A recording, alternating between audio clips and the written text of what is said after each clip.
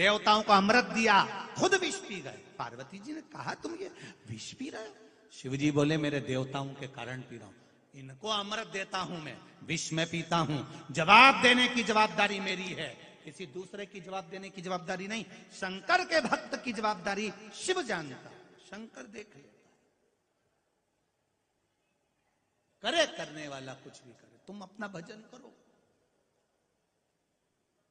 तुम कीर्तन करो। सदानंद कार्तिकेय इस तारकासुर के हृदय में शिव जी बैठे हैं। बाण चलाना पर तारकासुर के हृदय में बाण ना लगे, क्योंकि उसके हृदय में भगवान बैठा हुआ है। जिसके दिल में परमात्मा बैठा है उसका दिल कभी नहीं दुखाना। अगर दिल दुखा दिया तो फिर तुम कहीं के नहीं रह पाओगे। जिसके भीतर भगवान बैठा हुआ,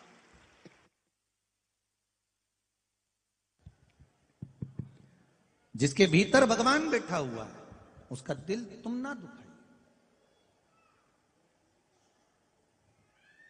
भगवान उसके भीतर विराजमान है, भगवान उसके भीतर बैठा हुआ।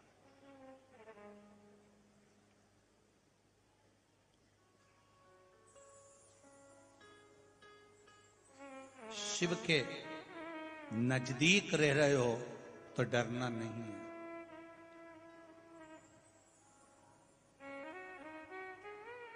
जो रेलवे स्टेशन के पास रहते हैं, बस स्टैंड के पास रहते हैं, थाने के पास रहते हैं, हॉस्पिटल के पास रहते हैं, वो बहुत अकड़ में रहते हैं। कभी भी आओ, स्टेशन के पास ही हमारा घर है। जैसे स्टेशन इनके काका जी का है। इतनी अकड़, कभी भी आओ, आधी रात को आओ, बस स्टैंड पे अपना घर है।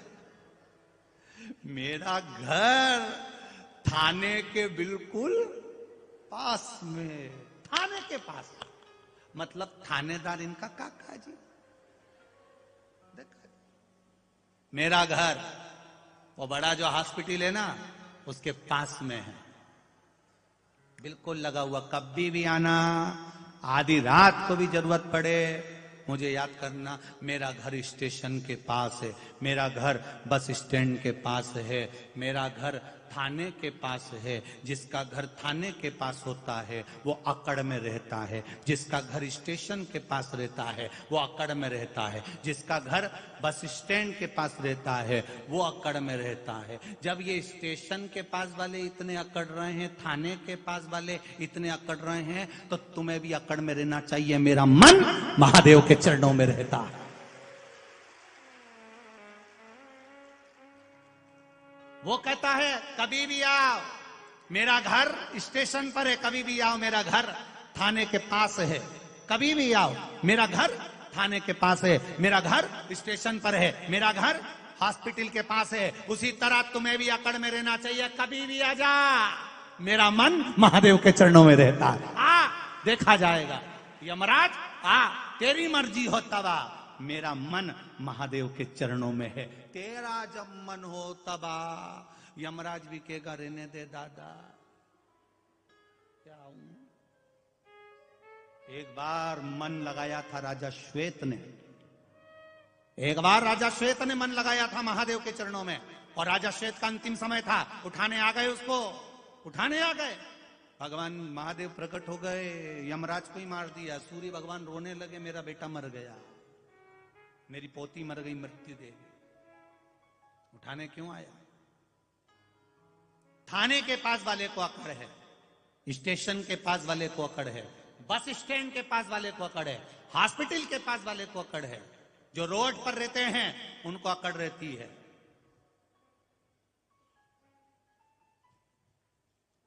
एक अकड़ तुम्हें भी होना चाहिए।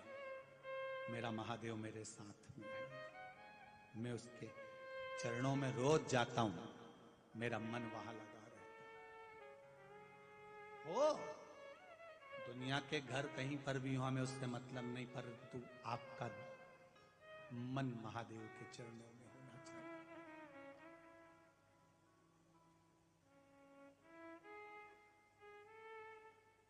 सबकी अभिलाषा रहती है, सबकी इच्छा रहती है।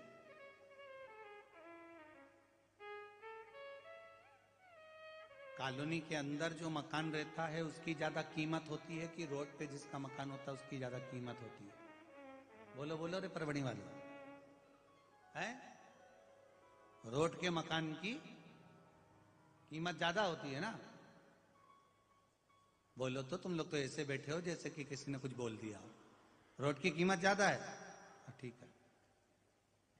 और रोड पर जमीन है तो उसकी कीमत है, रोड पर मकान है तो उसकी कीमत है, रोड पर दुकान है तो उसकी कीमत है, पर रोड पर इंसान है तो उसकी कोई कीमत नहीं है। आप अगर रोड पर आ गए तो आपकी कोई कीमत नहीं रहेगी। दुकान की कीमत रोड पर हो सकती है, मकान की कीमत रोड पर हो सकती है, जमीन की कीमत रोड पर हो सकती है, पर जब बुरा वक्त आता है और इंसान रोड पर आ जाता है तब उसकी कोई कीमत नहीं होती। फिर उसकी कीमत जानने वाला केवल महादेव होता है। उसकी कीमत जानने वाला कोई दूसरा नहीं होता, उसकी कीमत जानने वाला केवल एक महादेव होता है, केवल महादेव।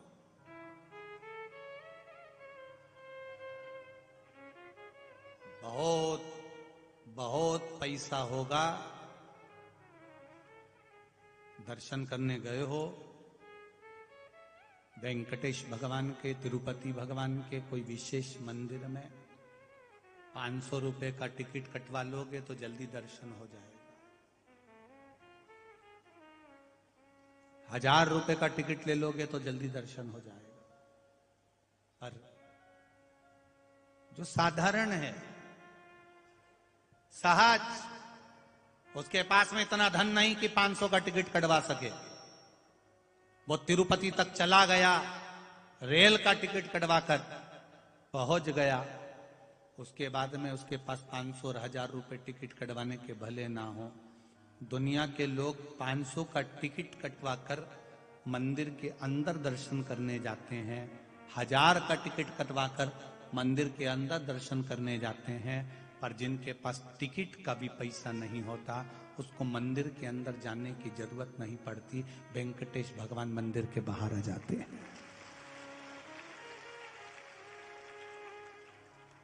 जानता है इसको किस चीज की जरूरत है, वो जानता है इसको क्या चाहिए, क्यों आया है, किस लिए आया है।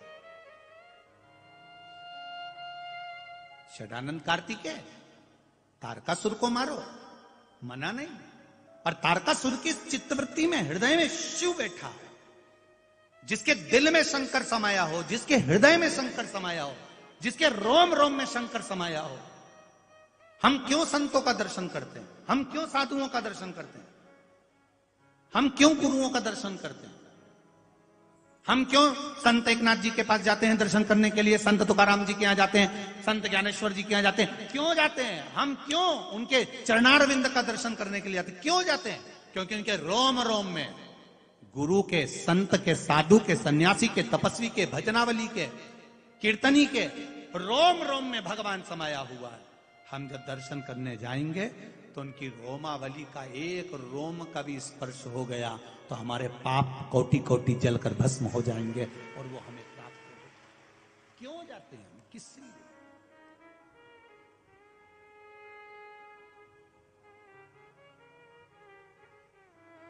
शंभु शरणे पड़ी मांगू घड़ी रे घड़ी, दुख काटो दया करी न दर्शन आपो, दया करी न दर्शन आपो। हम जा रहे हैं संतों के पास, क्यों? क्योंकि उनके हृदय में, उनके दिल में, उनके रोमावली में भगवान बैठा है। उसी तरह तारकासुर असुर है, राक्षस है, राक्षस प्रवृत्ति का है, पर इसके दिल में शिव समाया हुआ है, इसलिए इसके हृदय में बाण नहीं लगना चाहिए। इसके हृदय में बाण ना लगे, इसका ध्यान रखना। कोई शंकर का उपासक हो, शिव का भक्त हो, शंकर की आराधना करने वाला हो, शिव पर एक लोटा जल चढ़ाने वाला हो, शंकर की भक्ति में अलमस्त होकर डूबा हुआ हो, उसका दिल कभी मत दुखाना, कभी मत दुखाओ, नहीं तो रोना तुमको पड़ेगा। क्यों दुखाना?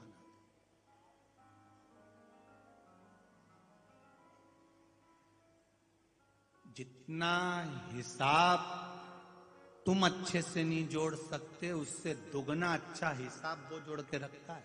वो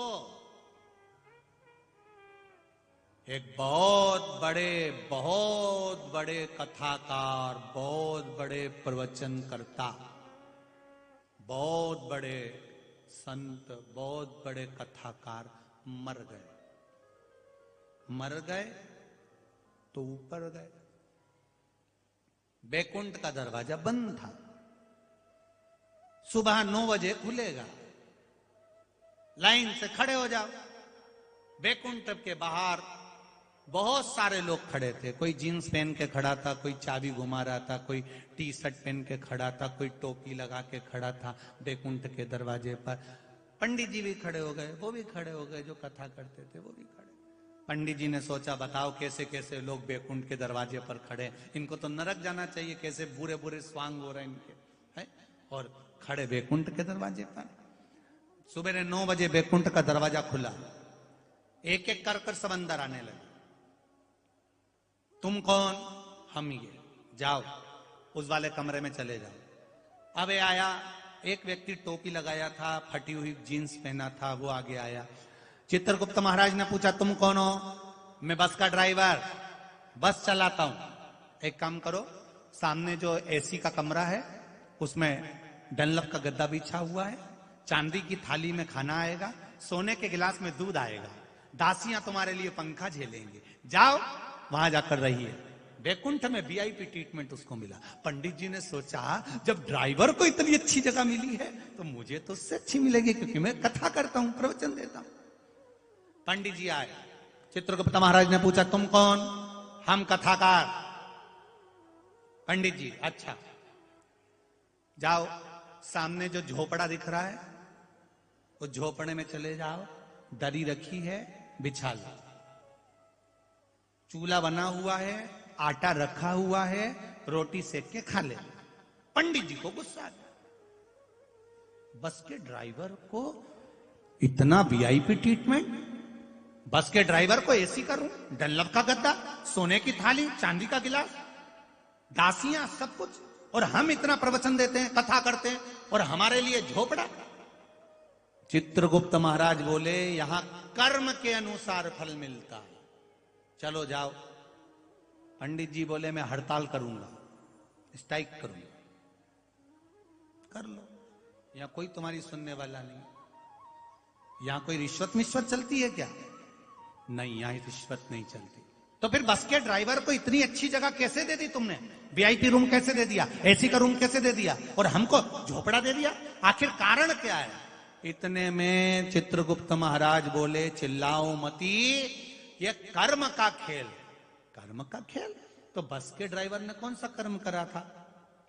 बस का ड्राइवर जब बस चलाता था, इतनी तेज चलाता था, इतनी तेज चलाता था, अंदर जितने लोग बैठे रहते थे सब हनुमान चालीसा पढ़ते रहते थे।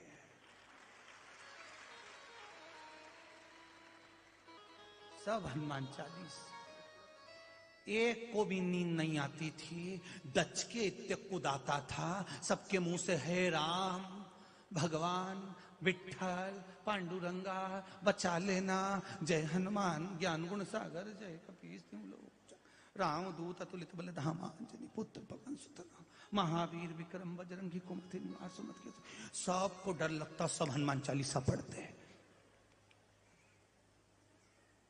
ये बस का ड्राइवर बस चलाता था, इतनी तेज चलाता था, सबको डर लगता, सब हनुमान चालीसा पढ़ते, राम नाम कृष्ण नाम जपते, विठ्ठल नाम जपते, भगवान को याद करते। तुम कथा करते थे, सब दीवार से टिक टिक के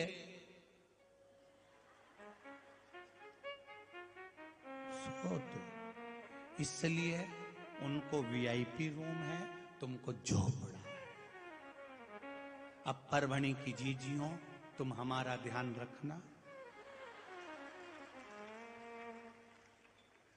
तुम्हारी पड़ोसन कोई सोती हुई दिख जाए तो कोनी मार के उठा देना, बेचारा झोपड़ा में चले जाएगा रे सियोर वाला। ये नहीं, सियोर वाला झोपड़ा में चले जाएगा, समझाए तेरे को तो उठी चल।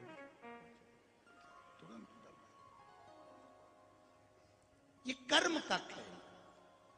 हृदय में शिव बैठा है, मन में शिव बैठा है, चित्त में शिव बैठा है, तो दिल ना दुखाइए। महाराज, तारकासुर को भगवान कार्तिकेय जी ने मार दिया। तारकासुर को मारा।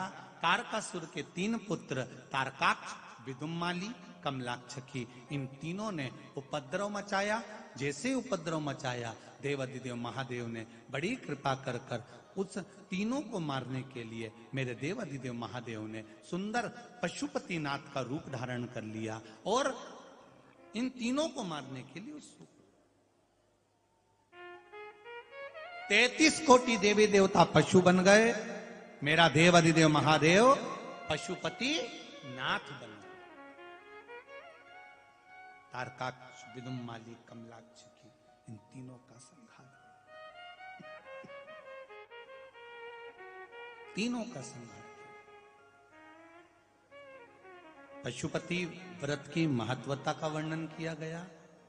पशुपति अस्त्र का महत्व का वर्णन किया गया। पाशुपत्य अस्त्र का वर्णन किया गया। पाशुपत्य व्रत का वर्णन किया गया शिव पुराण में। पशुपति व्रत 5 सोमवार का होता है। कितने सोमवार? 5 सोमवार। 5 सोमवार का व्रत होता है। पहले सोमवार को जब व्रत करते हैं, दूसरे सोमवार को व्रत करो, चाहे 5वें सोमवार को व्रत करो, व्रत का विधान एक जैसा ही है। सुबह पूजन की थाली लेकर जाओ, जल, पंचामृत, जो भी आप भगवान को चढ़ा सकते हैं, स्नान आदि कराने के हिसाब से सामग्री ले जाओ, शिव जी का पूजन करो। थाली को वैसी की वैसी लाके रख दो, उसमें अलग से रात्रि में सामान कोई डालने की जरूरत नहीं है। जल वगैरह थोड़ा थोड़ा भले रख लो, जो सुबह भी काम आ जाए, शाम को भी काम आ जाए। शाम के समय जब मंदिर में जाओ, कितने दिए लेकर जाना है? 6 दिए लेकर जाना है। प्रसाद एक हिस्सा लेकर जाओ, एक साथ प्रसाद ले जाइए। मंदिर में पहुंचकर 6 दियों को जमीन पर रख दीजिए। प्रसाद के 3 हिस्से कर दीजिए। 5 दियों को जला दीजिए, प्रकट कर दीजिए। एक दिया जो सामने रखा है उसको जलाना नहीं है। दिए 6 की 6 ही दिए जमीन पे रखना जरूरी है। ये नहीं कि एक दिया थाली में रखे रहने दो, ऐसा नहीं होगा। पहले दिए को उतारना पड़ेगा, 6 ही दिए नीचे रखना पड़ेंगे, 5 दिए जलाना है। जब प्रसाद के 3 हिस्से हो जाएं, शिव जी का पूजन कर दो। पूजन करके एक दिया और एक प्रसाद का हिस्सा जो दिया जलाया नहीं है, प्रकट नहीं करा, प्रज्वलित नहीं करा, उसको थाली में रख लो। प्रसाद का एक हिस्सा थाली में रख लो। बाबा से विनती करो, आज मेरा पहला सोमवार का व्रत है, पशुपति व्रत है, बाबा इसको स्वीकार करना। बाबा से विनती कर कर मैंने इसलिए ये व्रत करा है, विनय करो। घर पर आइए, घर में जब प्रवेश करो, अपना सीधा हाथ देखो कि राइट हैंड कौन सा है, सीधा हाथ कौन सा। सीधे हाथ की ओर बैठ जाओ। घर के बाहर सीधे हाथ पर दिया अपने घर की ओर मुख कर कर जला दीजिए, प्रकट कर दीजिए। घर के अंदर प्रवेश कर जाओ। प्रसाद का जो एक हिस्सा लेकर आए हो, वो प्रसाद भोजन करते समय सबसे पहले वो प्रसाद तुम्हें खाना है, अपने हिस्से में से किसी को नहीं देना।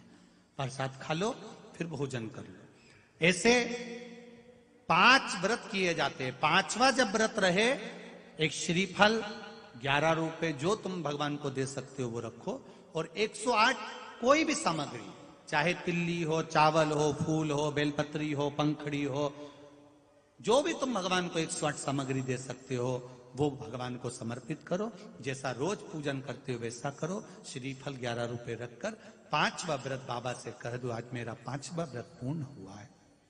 घर आओ, दिया लगाओ, वापिस भोजन प्रसाद ग्रहण करने से पहले प्रसाद को पालो। ऐसा पशुपति व्रत होता है। बीच में कोई अड़चन आ जाती है तो व्रत को छोड़ दिया जाता है। तीज त्योहार पड़ गया, तीज का व्रत, चतुर्थी का व्रत, एकादशी का व्रत अगर आप करते आए हो, कोई व्रत पड़ गया तो फिर पशुपति व्रत को छोड़ दो, उस व्रत को पहले कर लो, इस व्रत को आगे कर ले। पर नियम से होते 5 ही हैं, एक ही मंदिर में होते हैं। जिस मंदिर में पहला व्रत करोगे उसी में 5 व्रत करना पड़ेंगे। ऐसा नहीं कि मायके में 3 कर लिए, ससुराल में 2 कर लिए। जिस मंदिर में पहला करा उसी में 5। ये पशुपति व्रत है। अब आज के लोगों शिव महापुराण की कथा सुन सुनकर पशुपति व्रत बताते तो हैं, पर उस व्रत के कई लोगों ने नियम ही चेंज कर दिए, तो लोगों को उसका कोई लाभ नहीं मिल पाता। फिर वो सोचते हैं कि हमने करा तो सही, उसका फल नहीं मिल पाया। हम आपसे निवेदन करेंगे, व्रत का विधान सही करो। मेरा महादेव सुनता जरूर है, खाली नहीं छोड़ेगा, भरेगा, देगा। आगे वर्णन आया, 12 ज्योतिर्लिंग का स्मरण कराया। भगवान तुमरुका जी ने चंचुला देवी से कहा, चंद्रदेव को काया का रोग हुआ। भगवान चंद्रदेव ने शिव जी की स्तुति करी। भगवान शंकर ने आकर दर्शन दिया, सोमनाथ जी के रूप में विराजमान हुए। अगला वर्णन आता है, श्री मल्लिकार्जुन भगवान कार्तिक के रुष्ट होकर गए। भगवान शिव ने उनको मनाया, मल्लिकार्जुन के रूप में विराजमान हुए। अगला वर्णन आया है, श्री महाकाल दूषण नाम के राक्षस का संहार करने के लिए भगवान महाकाल प्रकट हुए। 84 रूप धारण करे उन्होंने। उज्जैनी में महाकाल बाबा की नगरी में 4 अप्रैल से 10 अप्रैल तक विशाल शिव महापुराण की कथा है। आप भी मां छिपरा में स्नान करो, 84 महादेव का दर्शन करो और महाकाल का दर्शन करो। आराम से 4 अप्रैल से 10 अप्रैल तक कथा में अवश्य पधारें। हाँ, 16 फरवरी से 22 फरवरी तक सीहोर कुबेरेश्वर धाम पर कंकर शंकर की भूमि पर रुद्राक्ष महोत्सव है। आप सब आमंत्रित हो। 16 से 22 तारीख तक रुद्राक्ष वितरण का कार्य किया जाएगा, जो कुबेरेश्वर धाम का। इस बार तो रुद्राक्ष लोगों को बीच बीच में भी देते रहे, पर आने वाले समय में मंदिर का मुहूर्त भी रहेगा तो समय नहीं मिल पाएगा, इसलिए 16 से 22 के बीच में जिसको मिल गया मिल गया। तो आप सब आमंत्रित हैं। 7 दिन बाबा के धाम में, कुबेरेश्वर धाम में रहकर कंकर शंकर की भूमि पर अपना आसन लगाकर कुबेरेश्वर बाबा की वो कंकर शंकर की भूमि को नमन करते हुए दिल से बाबा से प्रार्थना करो। थोड़ी सी तकलीफ आई, थोड़ा सा दुख आया, तो हमने अपने रिश्तेदारों को फोन लगाया, हमने अपनों को फोन लगाया, अपने परिवार वालों को फोन लगाया, सबसे जाकर कहा। तब भी वो अगर काम नहीं होता, तब आखिरी में हम फिर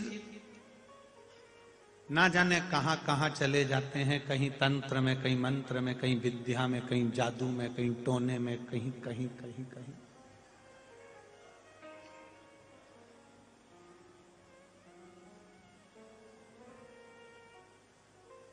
शिव महापुराण की कथा कहती है कि एक बार जो शंकर के पास पहुंच गया, एक बार जो शिव का हो गया, क्योंकि शिव जी को दक्ष प्रजापति का श्राप लगा है कि तुम शमशान में निवास करो। अब वो स्वयं मेरा भोलेनाथ तो शमशान में रहता है। अब जो एक बार शिव की शरण में जाकर बैठ जाता है, शंकर के पास जाकर बैठ जाता है, शिव कथा में जाकर बैठ जाता है, तो उसको फिर ये भय नहीं होना चाहिए कि दुनिया के लोगों ने आपको कुछ कर दिया या धर दिया। ना ना ना, आप शिव के हो गए और शिव आपका हो गया। फिर ना तो कोई तंत्र है, ना कोई मंत्र है, ना कोई जादू है, ना कोई टोना है, ना कोई विद्या।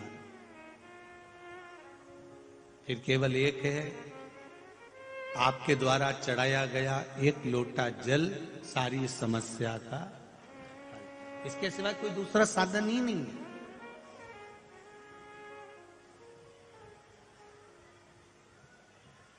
आपका भजन, आपका कीर्तन, आपका मंत्र जाप।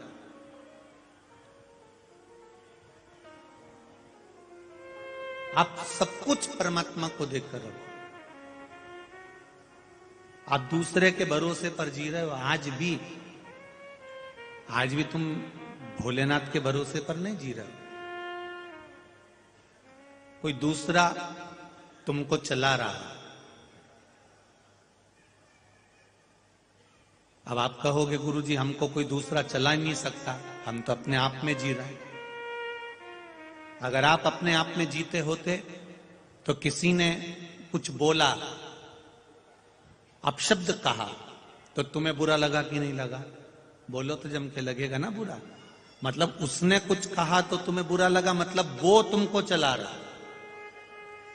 उसने अच्छा बोला, तुमको अच्छा लगा, मतलब वो तुमको चला रहा है। तुम्हारे मन को उसने काबू में कर कर रखा है। जब किसी की बात का बुरा ना लगे, कोई तारीफ भी करे तो भी अच्छा ना लगे, बस ये लगे कि मैं पृथ्वी पर आया हूं और मेरा परिवार, मेरा घर, मैं खुद मेरे महादेव का दिया हुआ हूं, तो मेरा महादेव ही अच्छा और बुरा कर सकता है।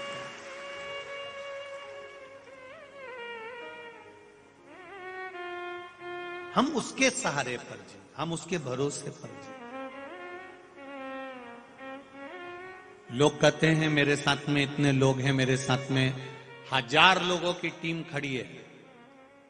गुरुजी मेरे साथ में 50 लोगों की टीम खड़ी है।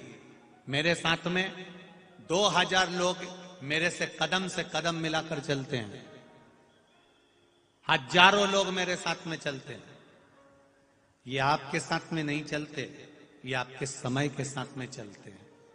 आपका समय अच्छा है इसलिए हजारों लोग तुम्हारे साथ में चल रहे हैं, और आपका समय अच्छा नहीं होगा तो कोई तुम्हारे साथ नहीं चलेगा।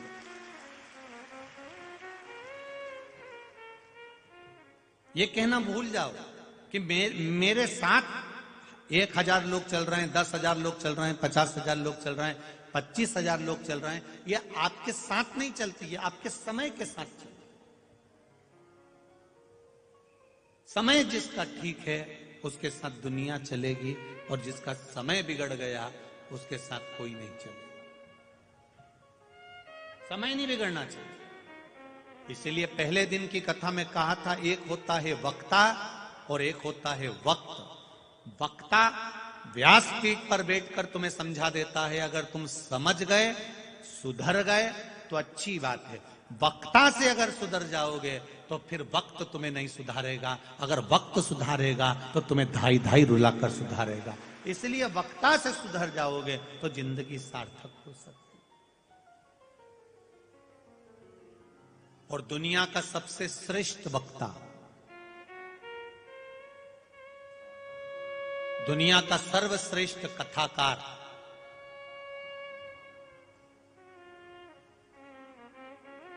दुनिया का सबसे अच्छा कथा वाचने वाला, दुनिया का सर्वश्रेष्ठ कथाकार, दुनिया का सर्वश्रेष्ठ वक्ता, पूरे विश्व का, ब्रह्मांड का, प्रत्येक जगह का सबसे अच्छा अगर कोई वक्ता है, सबसे अच्छा यदि कोई वक्ता हुआ है, सबसे अच्छा अगर कोई कथाकार हुआ है, तो केवल एक हुए हैं, वो हैं भगवान शंकर, जो अपनी धर्म पत्नी पार्वती को कथा सुना रहे हैं। कथा किसको सुना रहे हैं? सुखदेव जी महाराज ने राजा परीक्षित को कथा सुनाई। सनकादि ऋषियों ने देव ऋषि नारद को कथा सुनाई। काकभुसुंडी जी और गरुण जी का संवाद हुआ। सारे संवाद हमारे सामने हैं। 88,000 ऋषियों का संवाद हमारे सामने है। सूत जी का संवाद हमारे सामने है। इतने सारे वक्ता तुमने देखे होंगे, इतने सारे कथाकार हमारे शास्त्रों को उठाकर देखिए। सूत जी महाराज का चरित्र आएगा, 88,000 ऋषियों का चरित्र आएगा, सुखदेव जी महाराज का चरित्र आएगा, राजा परीक्षित का चरित्र आएगा, काकभुसुंडी जी का चरित्र आएगा, गरुण जी का चरित्र आएगा। आप जितनों को उठाकर देखेंगे, सबको उठाकर देखिए, पर कोई कथाकार ऐसा मिल जाए जो अपनी धर्म पत्नी को अकेले में बैठकर कथा सुना रहा हो, ऐसा वक्ता दुनिया में नहीं मिल सकता। वो केवल एक देव अधिदेव महादेव है, वो केवल एक शिव हैं, भगवान शंकर क्योंकि दुनिया के वक्ता दुनिया को सुधारने का काम करते हैं और मेरा महादेव अपने आप को और अपने परिवार को सुधारने का काम करते हैं। मेरा महादेव मेरे शिव अपने आप को सुधारने का कार्य करते हैं कि मैं पार्वती को सुधार दूंगा, मैं पार्वती को ज्ञान दे दूंगा। पार्वती को अगर ज्ञान मिल गया, पार्वती अगर सुधर गई तो इसके गर्भ से जो संतान होगी वो सुधरी हुई होगी। क्योंकि हम सुधरेंगे, जम के बोलो जरा, युग सुधरेगा।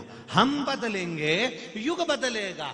आज का इंसान दूसरे को बदलने में लगा हुआ है। आज का इंसान अपने पड़ोसी को बदलने में लगा हुआ है। आज का इंसान अपने माता पिता को बदलने में लगा हुआ है। आज का इंसान अपनी पत्नी को बदलने में लगा हुआ है।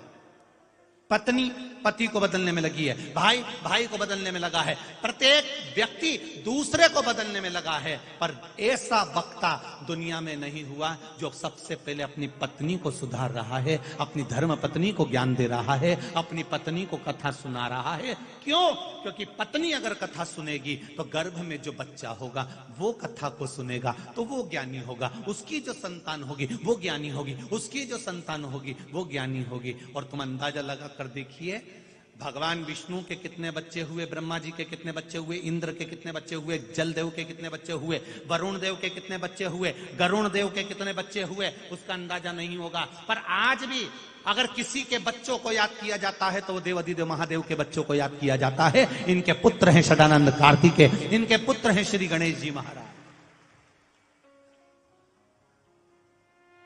और केवल गणेश जी को याद नहीं करते, गणेश जी के भी पुत्रों को याद किया जाता है, लाभ और क्षेम को, शुभ और लाभ को।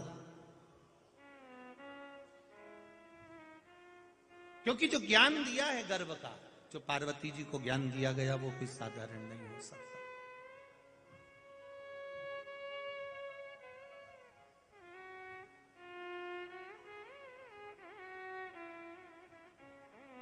उसका कोई बात,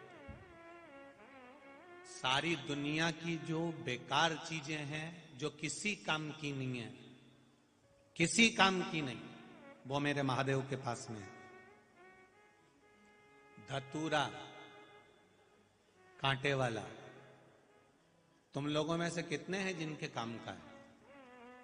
किसी के काम का नहीं, वो शंकर जी को चढ़ता है। बेलपत्र जो किसी के काम की चीज नहीं, वो शिव जी को चढ़ती है।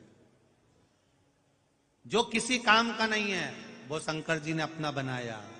आप में से कितने लोग हैं जिनके काम सांप आता हो? किसी के काम आता है? नहीं, वो शिव जी के पास त्रिशूल, डमरू,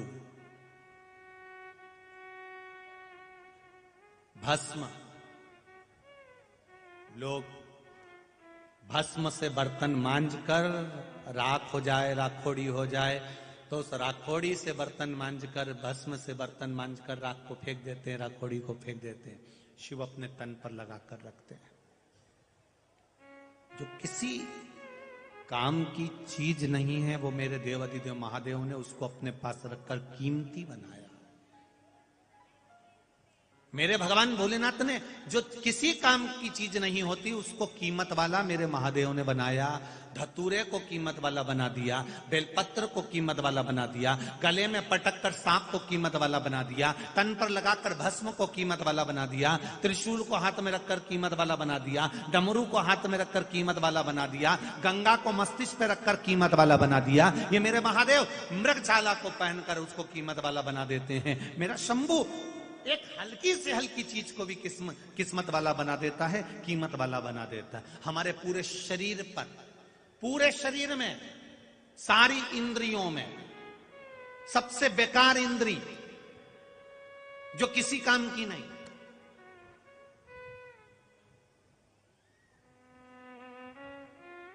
जो चली भी जाए तो उसकी जगह दूसरी इंद्री काम कर सकती है, वो एक ही इंद्री है जो किसी काम की नहीं है, हमारी नासिका। इतनी गंदी है ये नासिका, इतनी गंदी है, इतनी गंदी है, फिर भी लोग बात बात में जब बात निकलती है तो किसी इंद्री को लोग याद नहीं करते, किसी इंद्री को याद नहीं करते, एक ही इंद्री को याद करते हैं, मेरी नाक रख लेना। क्या बोलते हैं?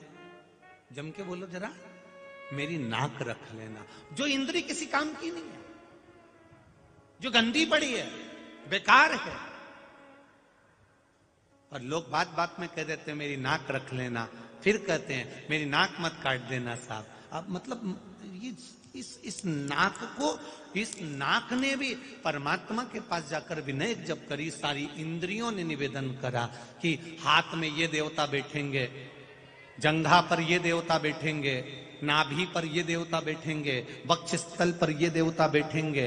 आप अगर शास्त्र को पढ़ेंगे तो आपको मालूम पड़ेगा कौन कौन से अंग में कौन कौन से देवता बैठे हुए हैं। इन अंग में ये देवता बैठेंगे, केवल नासिका के लिए रह गई, इस पे कोई देवता बैठने को तैयार नहीं था।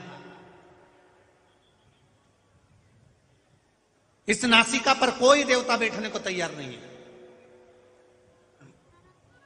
तब भोलेनाथ जी ने कहा तू चिंता मत कर,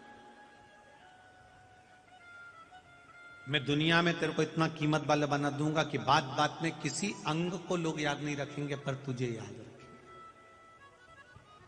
बस मेरा महादेव, मेरा भोलेनाथ है ही ऐसा, मेरा शंभु, मेरा शंकर, मेरा त्रिकालदर्शी, मेरा कैलाशी, मेरा भूतेश्वर, मेरा गोपेश्वर, मेरा चक्रेश्वर है ही ऐसा।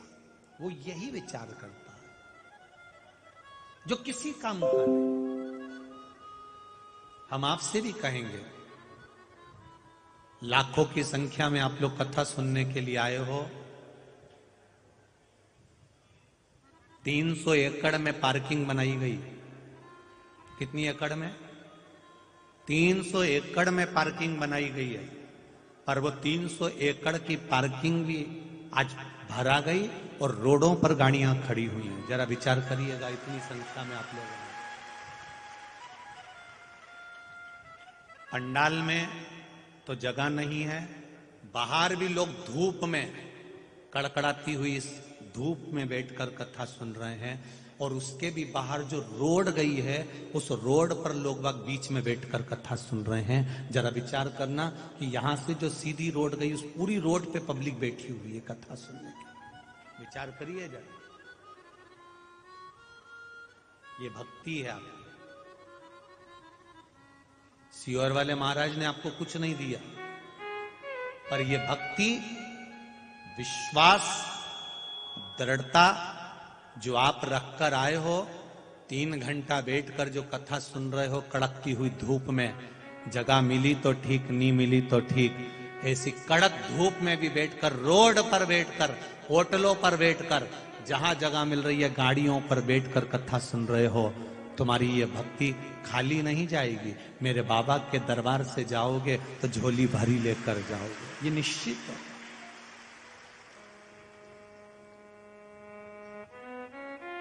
पूछते हैं लोग, ऐसा क्या है शिव पुराण में? अभी मालेगांव में हो गई, परली बैजनाथ में हो गई, परभणी में हो गई।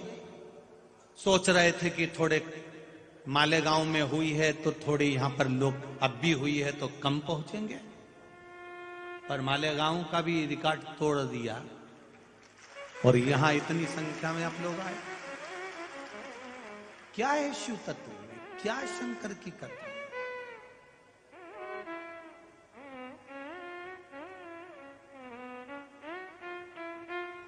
ये केवल एक भक्ति है, केवल भक्ति।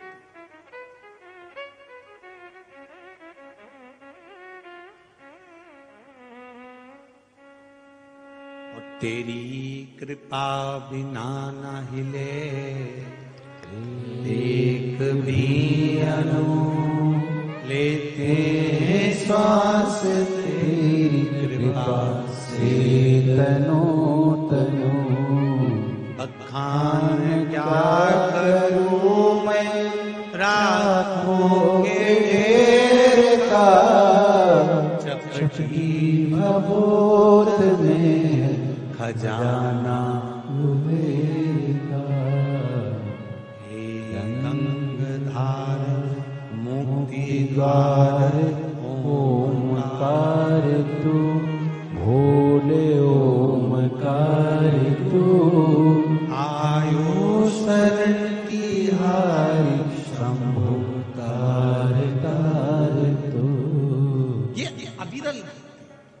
विश्वास, दृढ़ता। आप दूसरे के भरोसे पर मत जियो।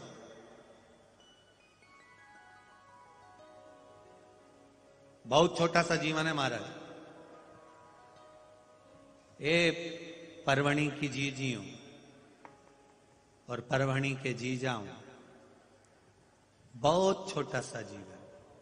इस छोटे से जीवन में जितनी अलमस्तता से, जितने आनंद से जी सकते हो, उतने आनंद से जी, उतने आनंद से।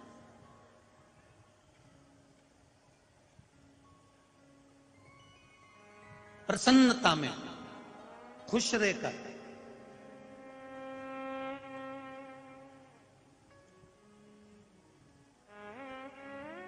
हंसना, मुस्कुराना, हंसी, प्रसन्नता, चेहरे पर स्माइल परमात्मा ने केवल मनुष्य को दी है, बाकी के किसी को नहीं दी। 84 लाख योनियों में से एक एक योनि को उठाकर देख लेना। तुमने कभी माथे के जुए को हंसते हुए देखा है? अरे बोलो तो जम के नहीं। मछली को, कुत्ता को मुस्कुराते देखा है? सूअर को, हाथी को हंसते हुए देखा है? नहीं। किसी जानवर को, किसी पशु पक्षी को हंसी नहीं दी भगवान ने, किसी को नहीं दी। केवल एक मनुष्य को दी है, मानव। पार्वती जी ने शिव जी से पूछा था ये प्रश्न कि आपने ये मनुष्य को स्माइल, प्रसन्नता, मुस्कुराहट, हंसी क्यों दी है? किस लिए दी है? शंकर भगवान ने कहा ये मुस्कुराहट, ये हंसी, ये स्माइल उसको इसलिए दी है कि ये भी एक इबादत है, ये भी एक प्रार्थना है, ये भी एक भक्ति है। दुनिया का कितना बड़ा भी दुख आ जाए, कितना भी गम आ जाए, कितनी भी तकलीफ आ जाए, और तुम्हारे चेहरे पर अगर मुस्कुराहट है, स्माइल है, हंसी है, तो वो दुख अपने आप कट जाए। ये स्माइल दिए परमात्मा।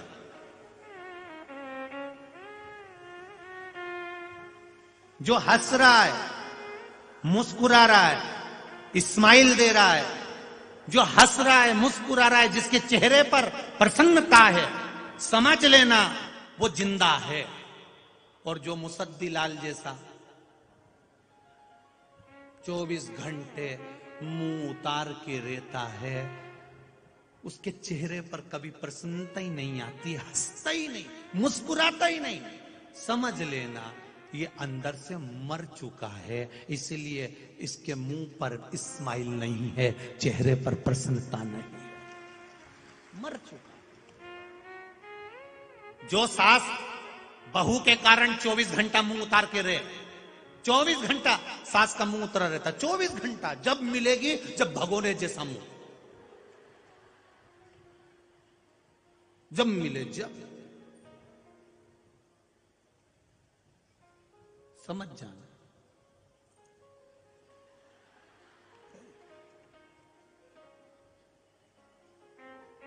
उसको जीना ही नहीं आ रहा। जो बहू 24 घंटा मुंह भगोने जैसा रखे, जरा जरा सी बात में बस उसके मन का काम नहीं हुआ, मुंह फूल गया, मन का काम नहीं हुआ, मुंह फूल गया, मन का काम नहीं हुआ, मुंह फूल गया। समझ लेना।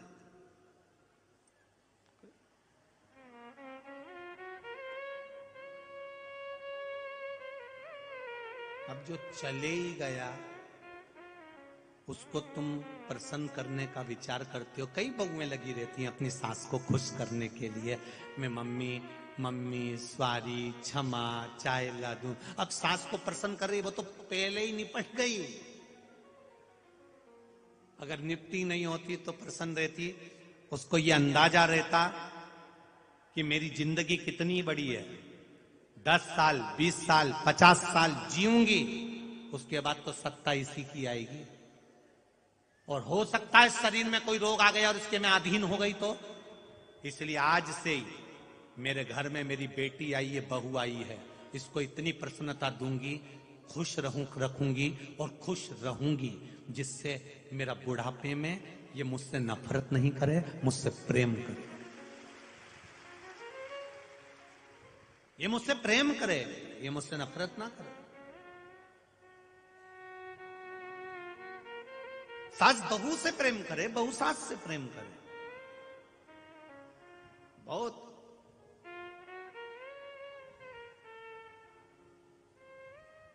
तुम अगर किसी मंदिर में नहीं भी जाओ ना, और तुम दोनों अगर अच्छे से खुश रह लो ना, कौन कौन बोलो बोलो, जम के बोलो जरा, सास और बहू दोनों अच्छे से खुश रह लो ना, तो तुम्हारे घर में अगरबत्ती और दिया लगाने की जरूरत नहीं पड़ेगी। तुम्हारे पतियों ने ऐसे मुस्कुराएंगे, इतने खुश, उनके चेहरे की प्रसन्नता आतिशबाजी जैसी है, रोज फटाके फूट रहे हैं, फुलझड़ियां जल रही है, पर तुम दोनों का चेहरा देखकर वो दुकान से आते हैं तो उनकी खुद हालत खराब हो जाती है।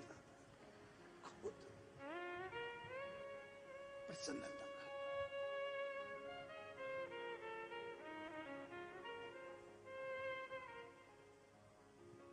क्या लाए थे, क्या ले जाओगे? मुट्ठी बांधे आए थे, जम के बोलो जरा, खाली हाथ जाओगे। ये जिसने भी लिखा है वो गलत लिखा है, इसलिए हमने बोल के बताया। ये जितने तुम कथा सुन रहे हो टीवी पर, मोबाइल पर और यहां पंडाल में, तुम कोई भी खाली हाथ नहीं जाओगे। तुम अपना पुण्य, दान, सत्कर्म, भजन, कीर्तन, मंत्र जाप, शिव कथा जो तुमने सुनी है, अपना किया गया भजन, अपना किया गया कीर्तन, अपना किया गया मंत्र जाप, अपना किया गया नाम जाप, आप स्वयं अपने साथ, कोई दूसरा लेकर नहीं जाएगा। आपकी सुनी हुई कथा ये किसी दूसरे के खाते में नहीं जाएगी। तुम्हारी कथा तुम्हारे खाते में इसी मुष्टिका में बंद कर अंत समय तक जाएगी। कोई दूसरी चीज सब बाकी का जो तुमने दुकान पे बैठ के कमाया वो यहीं रह जाना, वो तुम्हारा नहीं है। घर बनाया वो तुम्हारा नहीं है, गाड़ी बंगला तुम्हारा नहीं है, पर जो भजन तुमने किया है, शिव कथा जो तुमने सुनी है, शिव महापुराण की कथा का रसतत्व जो तुमने ग्रहण करा है, वो तुम्हारा है। हम दूसरे को ना समझाएं, अपने आप को समझाएं। मेरे महादेव ने पार्वती जी को अमर कथा सुनाई है, और वो अमर कथा कोई दूसरी नहीं थी। यही पुराण, यही वेद, यही शास्त्र है, यही श्रीमद् भागवत, यही राम कथा, यही शिव कथा, यही विष्णु पुराण, यही अग्नि पुराण, यही नर्मदा पुराण, यही पद्म पुराण, यही कूर्म पुराण, यही ब्रह्मवेत्ता पुराण, यही नारद पुराण, यही पुराणों को भगवान शिव ने श्रवण करा दिया। शंकर भगवान कोई दूसरी चीज नहीं सुनी। अपने आप को हमने जिस दिन सुधार लिया, उस दिन जीवन सुधर गया। विश्वास रखकर, दृढ़ी बनकर हम अपने कर्म को करते रहे, उस दिन हम आगे निकल गए। कितना सुंदर एक संवाद है। एक नगर में, एक क्षेत्र में पानी की कमी पड़ गई, अकाल पड़ गया।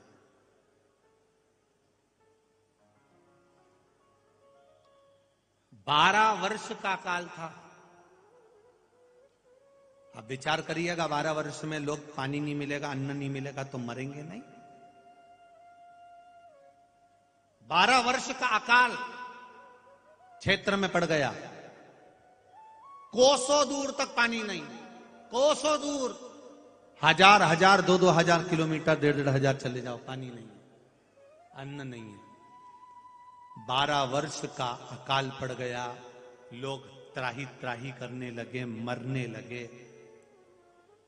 9 वर्ष निकल गए। 9 वर्ष। पार्वती जी ने भगवान शिव जी से कहा, चलो जरा देख कर आए। पृथ्वी को थोड़ा सा दोष लगा है और 12 वर्ष का अकाल का योग बना है। 9 साल निकल गए, हजारों लाखों लोग मर गए। जो बचे हैं कम से कम हम उनका दर्शन तो करिए। शिव जी ने पार्वती जी को नंदी पर बिठाया और नंदी पर बिठाकर भगवान शंकर पार्वती जी को लेकर भ्रमण के लिए निकले।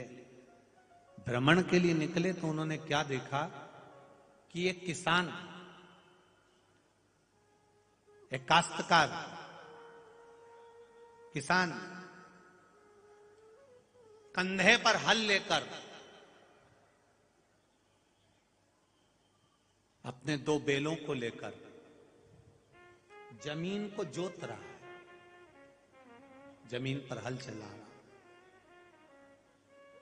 पार्वती जी ने शिव जी से कहा, अकाल के तो 9 साल हुए हैं, अभी 2-3 साल बाकी हैं। जब इतने साल बाकी हैं तो अभी से हल चलाकर इसको कौन सी कुछ चीज मिल जाना है। और दुबला पतला हो रहा है बेचारा किसान काश्तकार, दुबला हो रहा है, पतला। बैल भी सूख रहे हैं क्योंकि उनको कुछ खाने को नहीं मिल रहा, पीने को नहीं मिल रहा। किसान भी दुबला हो रहा है। पार्वती जी ने शिव जी से कहा, भोलेनाथ ये बेचारा क्यों परेशान हो रहा है? जब पानी गिरना ही नहीं है, जलवृष्टि होना ही नहीं है, तो हल चलाने से मतलब क्या है किसान को? शिव जी ने कहा, मुझे नहीं मालूम, तू पूछिए जाके अब किसान से।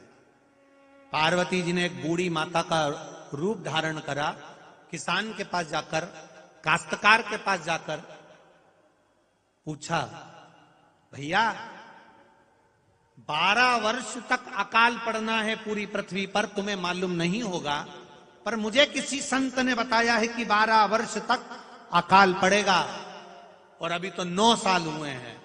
तुम ये हल जमीन पर क्यों चला रहे हो? किस लिए चला रहे हो? किसान ने कहा, माता जी मैं किसान हूं, मेरी आदत है हल चलाने की। अगर मैं नहीं चलाऊंगा तो मैं कहीं शरीर बेकार ना हो जाए, काम करता रहूंगा तो मेरा शरीर अच्छा बना रहेगा। इसलिए मैं हल इसलिए चला रहा हूं, कहीं मैं हल चलाना भूल ना जाऊं, इसलिए मैं हल चलाता हूं, रोज चलाता हूं, रोज जमीन को तैयार करता हूं, रोज। तो पानी तो गिर ही नहीं रहा, जलवृष्टि तो हो ही नहीं रही, फिर हल चलाने से मतलब क्या?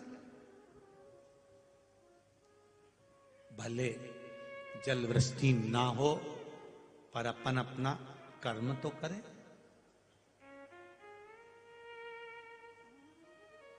कर्म तो करे। कई लोग कहते हैं हमारा ये काम तो हुआ ही नहीं, मैं पशुपति व्रत अब नहीं करूंगी।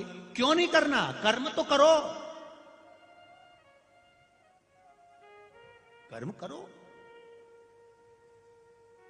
बैंक के लॉकर में 2 चाबियां होती हैं, एक मैनेजर लगाता है, एक तुम लगाते हो। जिसने बैंक के लॉकर में रकम रखी होगी, पैसा धेला या पैसा सोना चांदी रखा होगा, उनको मालूम होगा 2 चाबी होती है उस लॉकर की।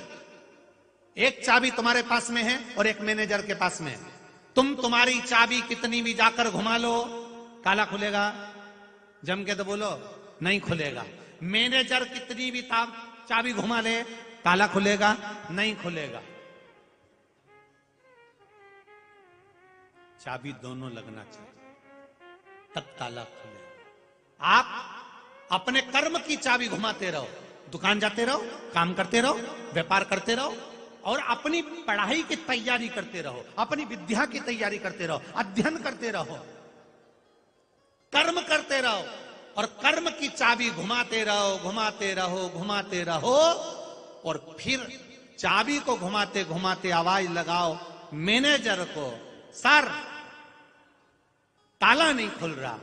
फिर मैनेजर आएगा, चाबी लाएगा, घुमा के जाएगा, उसके बाद कहेगा खोल लो, फिर तुम चाबी घुमाओगे, ताला खुल जाएगा। कर्म की चाबी लगाते लगाते लगाते लगाते उस सर को याद कर लो, महादेव को याद कर लो, वो भी एक चाबी लगाकर जाएगा और तुम्हारे भाग्य का ताला खोल जाएगा। ये दो चाबियां होती हैं, दो चाबी के बिना बैंक का लॉकर नहीं खुलता। एक कर्म की और एक उस भोलेनाथ की भाग्य। तुम कर्म की चाबी लगाओ, वो भाग्य की चाबी लगा जाए। क्या मिलता है शिव पुराण में जाने से? क्या मिलता है टीवी के सामने 2-3 घंटा कथा बैठकर सुनने से? क्या मिलता है मोबाइल पर कथा सुनने से? तुम अपनी कर्म की चाबी घुमा रहे हो। तुम अपना कर्म कर रहे हो। मैं कथा सुनने जाऊंगी, मैं भगवान के दरवाजे पर जाऊंगी, मैं 2 कदम चलकर परमात्मा के द्वार जाऊंगी, मैं अपने गांव से गाड़ी में बैठकर शिव महापुराण की कथा सुनने के लिए जाऊंगी, मैं अगर शंकर की कथा तक जाऊंगी तो ये मेरा विश्वास करता है कि वो महादेव भी कैलाश से मेरे दरवाजे पर आएगा। कर्म करते रहो, कर्म की चाबी घुमाते रहो, वो महादेव भाग्य की चाबी घुमाकर जरूर जाएगा। आप अपना कर्म से पीछे क्यों हटना? क्यों हम अपने कर्म से पीछे हटे? करिए कर्म।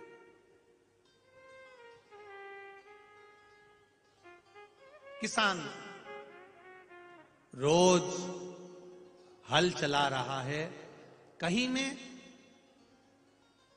हल चलाना ना भूल जाऊं। मेहनत कर रहा है, रोज कर रहा है, कर्म कर रहा है, फल मिलेगा। पार्वती जी ने सुना, देवादिदेव महादेव के पास पहुंच गई। शिव जी ने पूछा, पूछिए ही, हाउ क्या बता रहा है? किसान बोल रहा है कि मैं हल चलाना भूल ना जाऊं, इसलिए रोज हल चलाता हूं।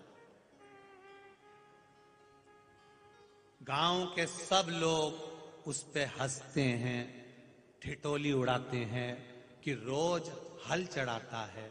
उसी तरह दुनिया के लोग आप पर भी हंसेंगे, ठिठोली उड़ाएंगे। बताओ, इतना पढ़ा लिखा शंकर जी के मंदिर में जा रहा है, लोटा भर के जल चढ़ा रहा है, इतनी समझदार तू, इतनी अंग्रेजी की पढ़ी हुई, इतनी पढ़ी लिखी, इतनी पढ़ी लिखी, और तू शंकर जी के मंदिर जाती है। दुनिया के लोग कहेंगे बेटियों से, दुनिया के लोग कहेंगे बेटों से, दुनिया के लोग कहेंगे आपसे, पढ़े लिखे जमाने में रहते हो, आज के युग में जियो, क्यों महाराज के चक्कर में पड़े हो और शंकर जी के मंदिर क्यों जा रहे हो? ये दुनिया के लोग हंसेंगे, ठिठोली उड़ाएंगे, कहेंगे। पर किसान को भी लोग कहते थे, पानी नहीं गिर रहा तो हल क्यों चला रहा है, पानी नहीं गिर रहा तो हल क्यों चला रहा है। पर उसने हल चलाना बंद नहीं करा। पार्वती जी ने शिव जी से कह दिया, भोलेनाथ, वो किसान हल चलाना ना भूल जाए, इसलिए वो रोज हल चलाता है। अब मुझे टेंशन बहुत सारी हो गई है। शिव जी ने पूछा, तुझे काहे की टेंशन हो गई? पार्वती जी बोली, तुम्हारी झोली में, जो कंधे पे झोली टंगी रहती है, उसमें एक शंख है, जिसको वर्षा शंख कहते हैं। तुम जब जब बजाते हो तब तब वर्षा होती है। पर प्रभु 9 साल निकल गए, तुमने एक बार भी शंख बजा के देखा? शिव जी बोले, उससे क्या होगा? पार्वती जी बोली, किसान हल इसलिए चला रहा है कि हल चलाना ना भूल जाए। मुझे तो लगता है कि तुम भी शंख बजाना भूल गए। शिव जी ने पार्वती से कहा, ऐसा नहीं हो सकता कि मैं शंख बजाना भूल जाऊं, ये कभी नहीं हो सकता। पार्वती जी बोली, मैं तुम्हारी बात मान ही नहीं सकती, मैं नहीं मान सकती कि तुम शंख बजाना नहीं भूले। शिव जी बोले, पार्वती तू मुझे हल्का फुल्का समझती है क्या? मैं शंख बजाना कभी नहीं भूल सकता। पार्वती जी बोली, फालतू की बात मत करो, मुझे सब मालूम है, तुम्हें शंख बजाना 9 साल में तुम भूल चुके हो, पक्के में भूल चुके हो। शिव जी ने कहा, मैं बोल रहा हूं ना नहीं भूला। पार्वती जी बोली, मैं नहीं मान सकती। शंकर जी ने निकाला झोली में से शंख और पार्वती से कहा, देख अब भी बजा के बताता हूं। और जो शंख बजाया, अब वर्षा शंख था, बजाते से बादल घुमड़ के आ गए और पानी गिरना चालू हो गया। बादल गिर के आए, पानी गिरना प्रारंभ। तुम जाओ शिव के मंदिर, तुम जाओ शंकर जी के मंदिर, एक लोटा जल चढ़ाने के लिए जाओ, जाते रहो जाते रहो जाते रहो जाते रहो। दुनिया के लोग हंसेंगे, गालियां देंगे, अपशब्द कहेंगे, ताने कसेंगे। तुम रोज घर से लोटा लेकर पानी डालने के लिए, शिव जी को चढ़ाने के लिए जाओगे, लोग हंसेंगे। दुकान, जितनी दुकान तुम्हारे घर के सामने होगी वो भी ठिठोली उड़ाएंगे। चल दी सती सावित्री।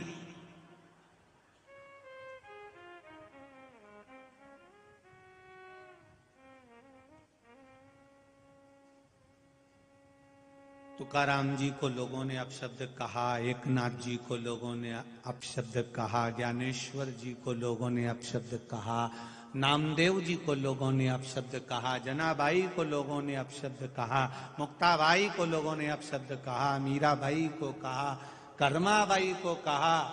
अगर ये दुनिया के लोग अपशब्द कहते थे और ये इनके कहने में अगर रुक जाती ना मीरा, जना, मुक्ता, अगर इनके कहने पे रुक जाती तो इनको गिरधर और हरि विठल नहीं मिलता, यह पक्का था। ये रुकी नहीं, ये इनके कहने पर नहीं रुकी, चलती रही, जाती रही। तुमसे कोई कहे शिव मंदिर क्यों जा रहे हो, तुमसे कोई कहे शंकर जी के मंदिर जाने से क्या मिलता है,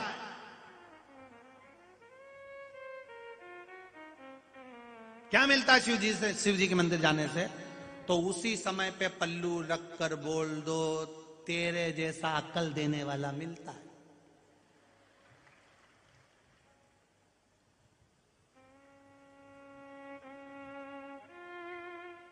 लोग होटल जाते हैं तो कभी तुमने पूछा उससे कि होटल जाने से क्या मिलता है? मॉल में लोग घूमते हैं तो कभी पूछो उससे मॉल में जाने से क्या मिलता है? फिल्म देखने जाएं तो उनसे पूछो थिएटर में जाने से क्या मिलता है, फिल्म देखने से क्या मिलता है। लोग ना फिल्म वाले को टोकते हैं, ना होटल वालों को टोकते हैं, ना मॉल वाले को टोकते हैं, ना रोड पे घूमने वाले को टोकते हैं। दुनिया के लोग टोकते हैं तो केवल मंदिर जाने वाले को ही टोकते हैं। चल दी, क्या करोगे, क्या रखा, क्या काम।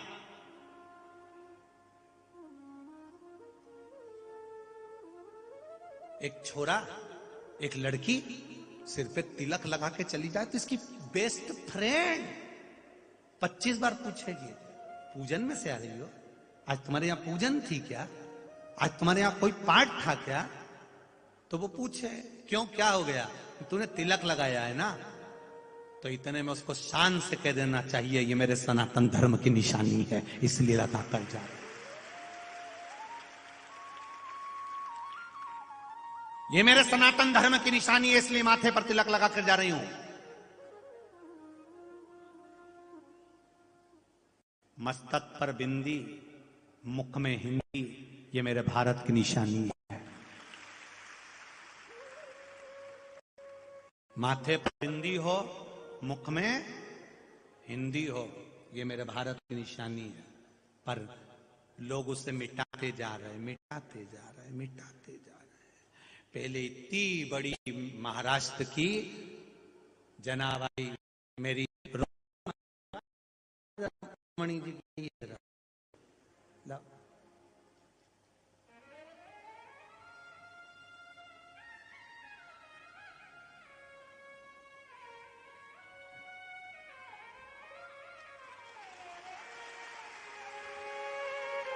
माता रुक्मणी जी के मस्तक पर बिंदी जो दिखती है, तुम कभी जाना पंढरपुर में, ऐसी बड़ी कंकु की बिंदी, इतनी बड़ी।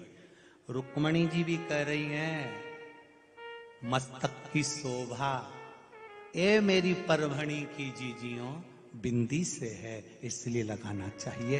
ये रुक्मणी मां भी कह रही है, ये माता रुक्मणी भी कह रही है कि लगाओ बिंदी। अब हम क्या लगा रहे हैं, बिंदी भी देख रहे हैं तो कितनी बड़ी नहीं, दिखना नहीं चाहिए।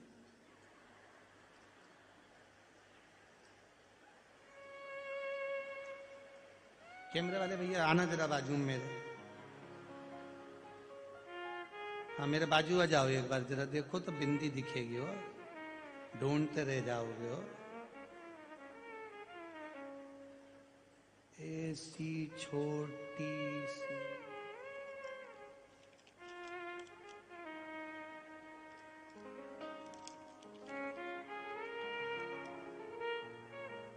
दिख गई, दिखी, इतनी छोटी सी है।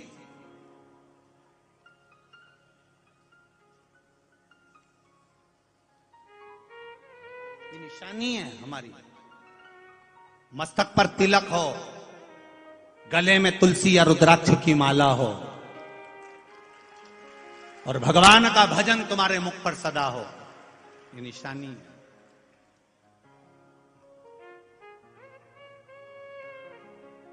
ये निशानी है। पर पता नहीं आप लोगों को कौन ने कह दिया कि ज्यादा बड़ी टिकी नहीं लगाना।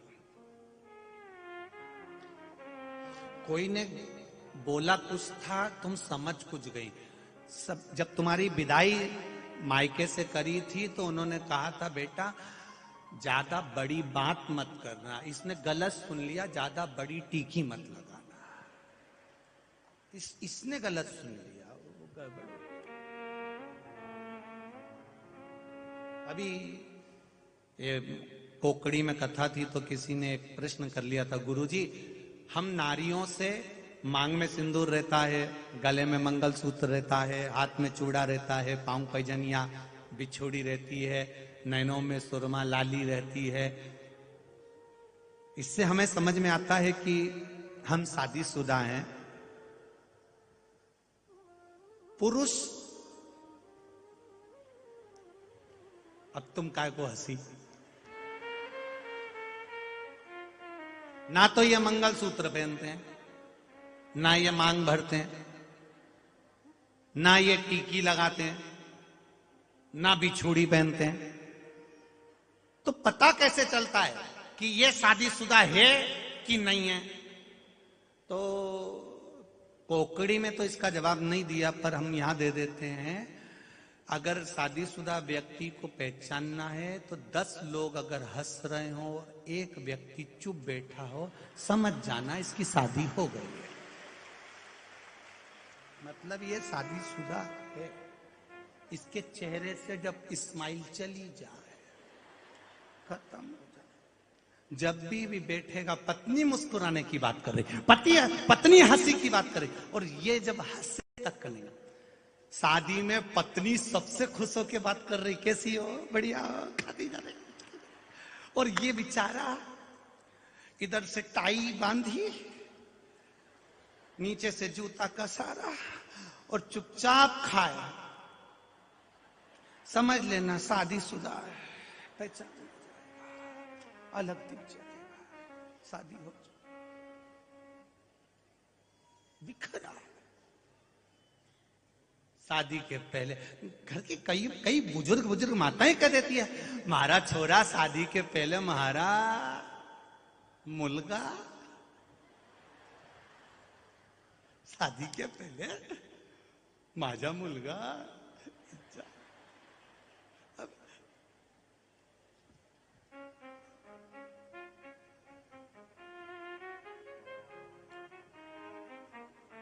अब शादी के बाद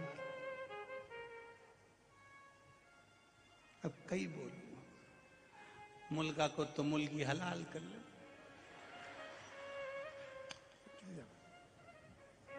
शंभू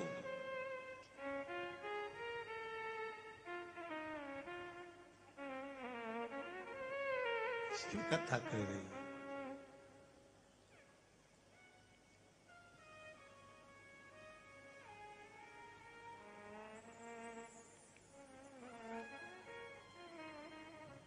समझाना बड़ा मुश्किल है,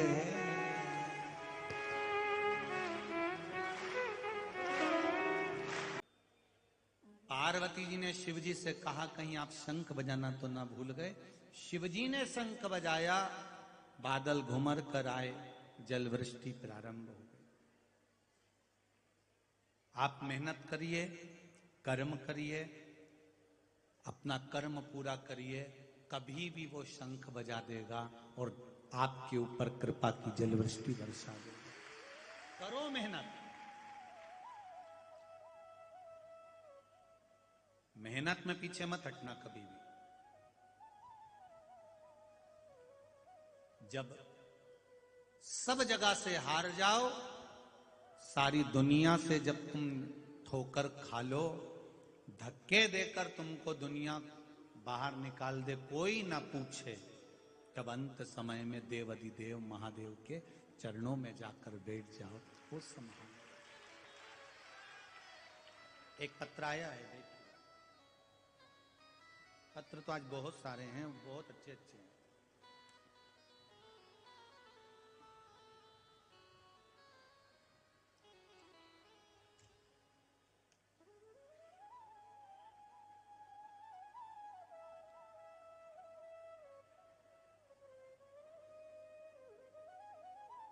इसमें लिखा है, यह पुष्टा छोटा सा था, पत्र बहुत सारा लिखना था, मेरे पास कागज नहीं था, इसलिए इस पे लिख दिया। जिसने लिखा है इस पुष्टे पर, वो अपनी जगह पर खड़े हो जाना। शिव भोले का क्या बखान करूं गुरुदेव, 13 साल हो गए थे मेरे यहां संतान नहीं थी। 13 वर्ष से कोई संतान का सुख नहीं था। जिसने लिखा हो अपनी जगह खड़े होकर दोनों हाथ हिला देना।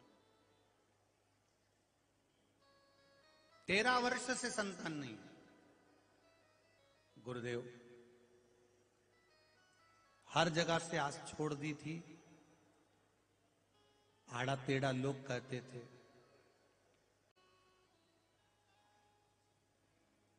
बाबा की कृपा, भरोसा। आपने कहा है 1 लोटा जल शिव जी को चढ़ाना, सफेद आंकड़े की जड़ को तुमरुका जी का नाम लेकर 21 बार घुमाकर शिव जी पे से मैंने कमर में शिव मंदिर में बांध लिया। 1 बार जड़ बांधी, लाभ नहीं हुआ, उसको मैंने विसर्जन कर दिया।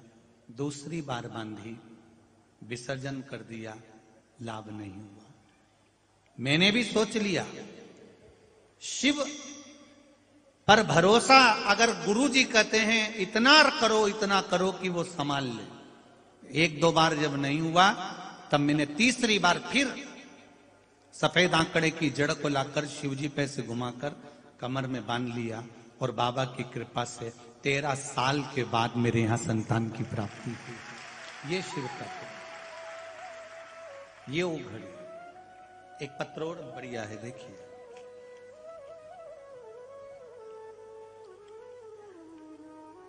माधुरी शाह सिंधे, मैं सेलू की रहने वाली हूं।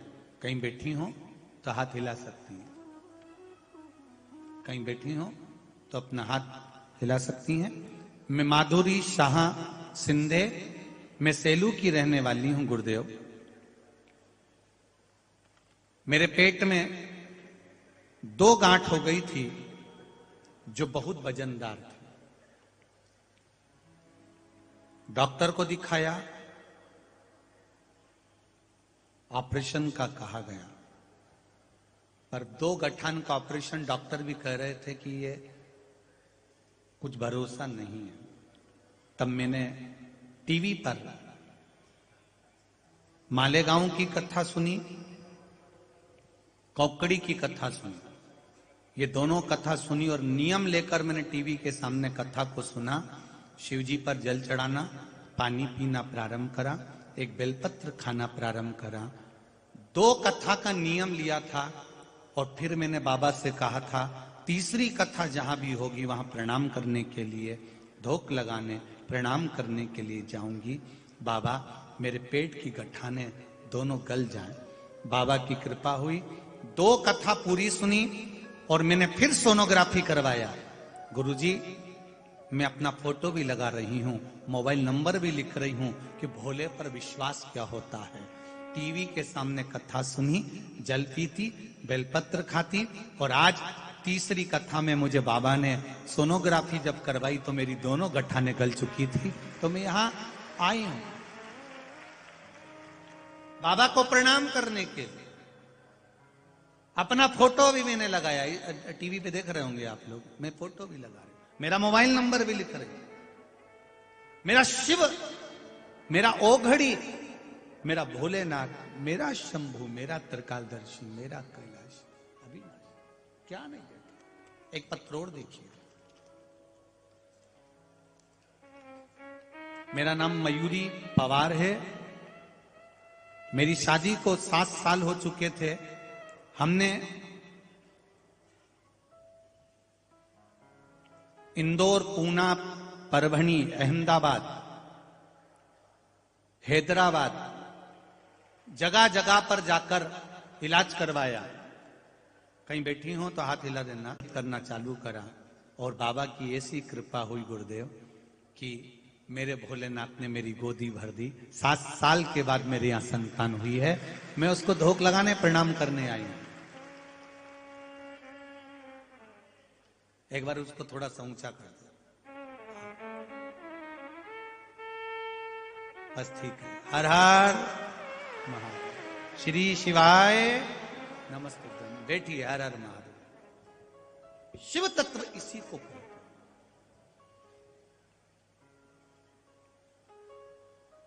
एक पत्र और पढ़ते हैं।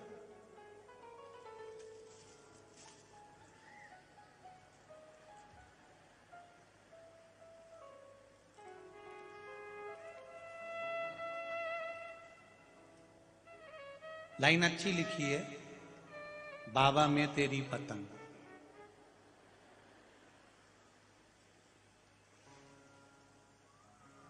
मेरा नाम आकाशा मोतीलाल कन्नौजे है। मैं रहने वाला पुसद जिला यवतमाल से हूं। कहीं बैठे हो तो हाथ हिलाइएगा, कहीं बैठे हो तो हाथ हिलाइएगा। दिख गए क्या? अच्छा, पीछे है, ठीक है। दोनों हाथ हिला दो एक बार। श्री शिवाय नमस्तुभ्यं।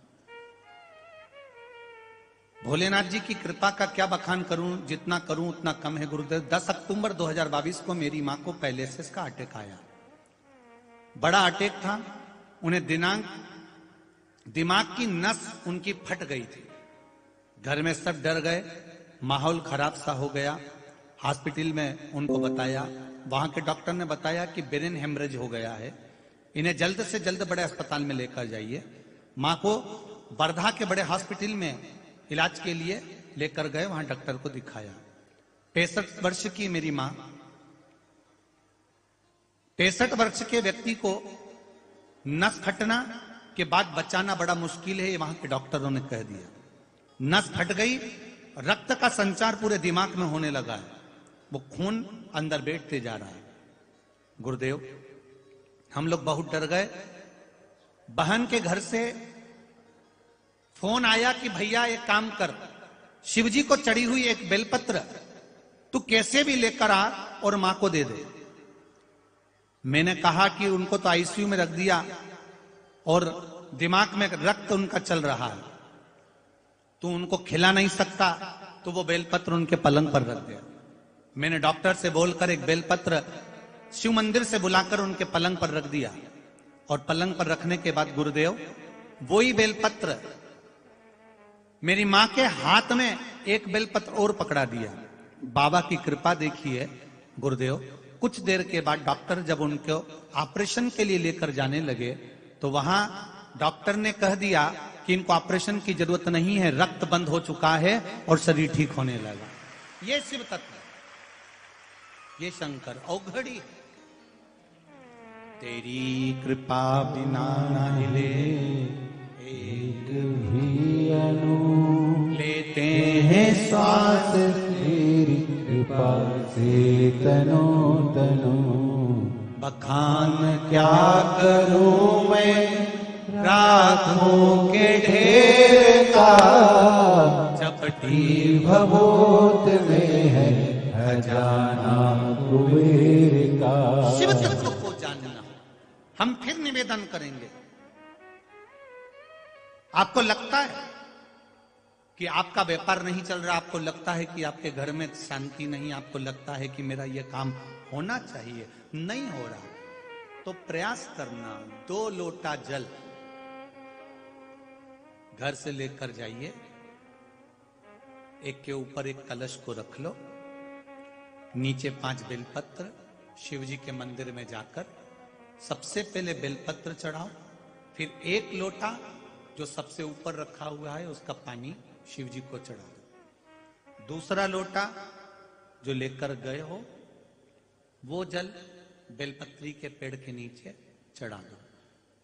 1 मिनट बैठकर श्री शिवाय नमस्तुभ्यम का जाप कर कर उस बेलपत्री के वृक्ष के नीचे, जहां पर 33 कोटि देवी देवता बुआरी लगाने के लिए आते हैं, जहां लक्ष्मी 24 घंटे रहती है, सरस्वती का निवास है, 64 योगनियां जहां निवास करती हैं, 33 कोटि देवता जिस बेलपत्री के नीचे रहते हैं, उस बेलपत्री के वृक्ष के नीचे 1 मिनट बैठकर श्री शिवाय नमस्तुभ्यम कहकर अपने दिल की बात मेरे बाबा से प्रार्थना करो और अपने घर पर आ जाओ।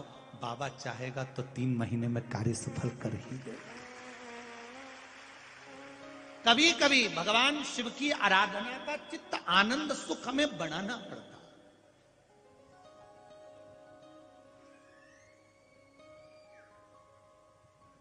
जाओ शिव मंदिर में थोड़ा विश्वास लेकर, थोड़ा भरोसा लेकर। उसके मंदिर में जाते रहो, वो कभी भी शंख बजा देगा, कभी भी जल वृष्टि कर देगा, कभी करुणा की वृष्टि कर देगा। ये मत सोचना कि आप शंकर जी के मंदिर में जा रहे हो, ये कभी विचार मत लाना कि आप शिव के मंदिर जा रहे हो।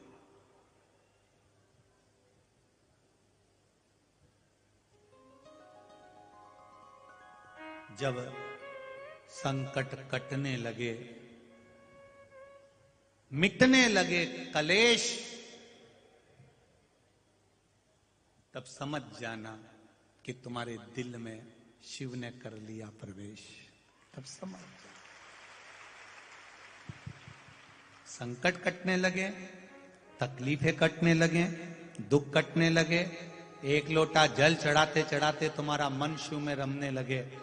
शिव महापुराण की कथा ये लाखों भक्त जो श्रवण कर रहे हैं, आस्था चैनल के माध्यम से, फेसबुक यूट्यूब के माध्यम से, चाहे या दिल जब शिव से जुड़ने लगे, महादेव से जब मन लगने लगे,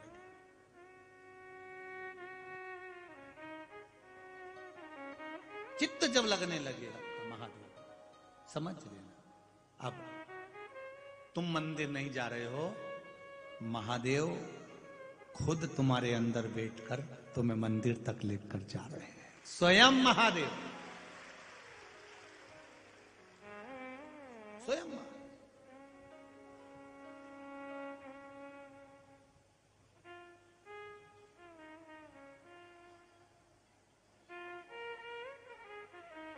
आपकी भक्ति का बल, आपके भजन का बल, आपके कीर्तन का बल, आपके मंत्र का बल, आपकी साधना का बल, आपकी नाम जाप का बल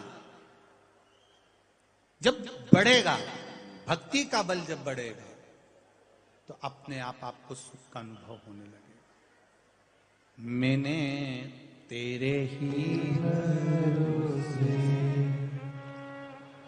ओ बाबा, तेरे ही भरोसे हवा विच उड़ती जागे, बाबा डोर हटो छड़ीला मन कटली जावानी, भोले मैं तेरी पतन शंभो मैं तेरी पतन। आपका विश्वास प्रबल करें। शिव महापुराण की कथा कहती है, तारकासुर को मारने के लिए भगवान शंकर के पुत्र की जरूरत पड़ी, और पुत्र की जरूरत पड़ी तब पार्वती जी ने सदानंद कार्तिकेय जी को कहा कि तुम तारकासुर को मारो। पर एक बात याद रखना, तारकासुर के हृदय में, तारकासुर के दिल में महादेव विराजमान है, इसलिए बाण छोड़ना पर उनके हृदय में ना लगे, उनके दिल में ना लगे। शरीर में बाण लगेगा चल जाएगा, पर मन में, दिल में नहीं लगना चाहिए, दिल में ना लगे। किसी मंदिर में दिया लगाने से ज्यादा पुण्य मिलता है किसी के चेहरे पर स्माइल लाकर रख दो, उसमें पुण्य। मंदिर में दिया लगाने से ज्यादा पुण्य है किसी साधारण व्यक्ति जिसको भोजन की जरूरत है, पानी की जरूरत है, शिक्षा की जरूरत है, औषधि की जरूरत है, उसकी थोड़ी सी सहायता कर देना, उसके चेहरे पर प्रसन्नता।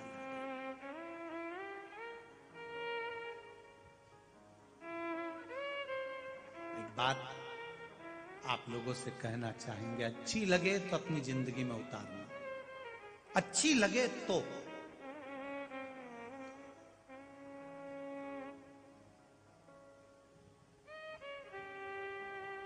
बेटा बेटी की शादी हो, बच्चों का विवाह हो किसी के, तो तुम 500 का लिफाफा, 1000 का लिफाफा, 2000 का लिफाफा, 200 का लिफाफा, पॉकेट देओ चाहे मत देओ। पर आज सबसे ज्यादा यदि कुछ खर्च होता है व्यक्ति का, तो जितना शादी में नहीं होता उतना घर में अगर कोई एक व्यक्ति बीमार होकर हॉस्पिटल चले जाए, और उस हॉस्पिटल में जब जांचें चालू होती है, जब दवाइयां चालू होती है, आईसीयू, वेंटिलेटर पर जब पटका जाता है, तब एक साधारण से व्यक्ति का पूरा मकान बिक जाता है, उसकी जिंदगी की सारी पूंजी समाप्त हो जाती है। उस जगह पर परिवार के जितने लोग उसको देखने के लिए जाएं, तुम उनके बच्चों की शादी में कुछ खर्च करो मत करो, लिफाफा दो मत दो, पर उसको जब देखने जाओ तो ये जरूर बोल कर आना, तुम चिंता मत करना, 5000 तक का खर्चा मैं कर सकती हूं, जब जरूरत पड़े मेरे पास आ जाए। तुम्हारी कैपेसिटी 500 रुपए की है तो तुम बोल कर आना कि 500 रुपए में भेज दूंगी अगर दवाई में कहीं लग रहा हो। 200 रुपए की कैपेसिटी हो तो 200 रुपए का बोलकर आ जाना, मैं 200 रुपए खर्च कर सकती हूं, अगर बोलो तो मैं एक ग्लूकोज की बोतल भेज देती हूँ, एक इंजेक्शन का खर्चा मैं उठा लेती हूँ, वो 50 रुपए का मेरी कैपेसिटी है, 50 रुपए की मेरी कैपेसिटी है, मैं 50 रुपए का खर्चा उठा सकता।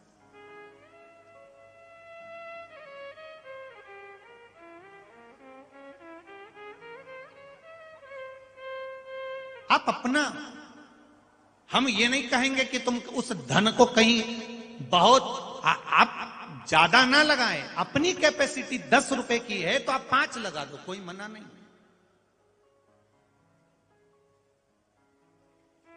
लगा दो, थोड़ा परमार्थ की ओर आगे बढ़ी, थोड़ा सा परमार्थ।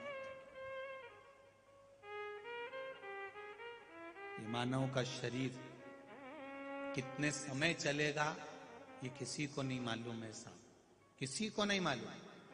कभी कभी आप लोग अपने मोहल्ले में देखना, बिल्कुल जवान की जवान कोई व्यक्ति चला जाता है, जवान की जवान मर गया, एक्सीडेंट हो गया मर गया, अटैक आ गया मर गया, शुगर बढ़ गई मर गया, बीपी मर गया आया मर गया, उसके अचानक मर गया, अचानक।